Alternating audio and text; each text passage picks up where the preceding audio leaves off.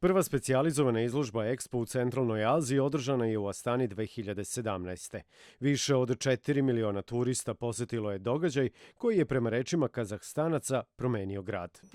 Bilo je dosta stranaca, a Astana se transformisala u turistički centar. Izložba je dovela do bržeg razvoja zemlje i grada. Mislim da je Expo najviše doprineo da drugi ljudi vide da mogu da putuju ovde, da shvate da smo gostoljubiv narod i da saznaju više o nama.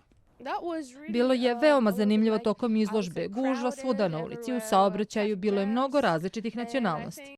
Osim muzeja u poznatoj sferi, Astana je izgradnjom Expo za 2017. godinu dobila i prostor za Međunarodni finansijski centar, Astana naučno-tehnološki park, najveći u Centralnoj Aziji, kao i IT univerzitet. A pored toga dom je dobilo i više od 50.000 ljudi. Godinu nakon izložbe direktne strane investicije premašile su $7 milijardi.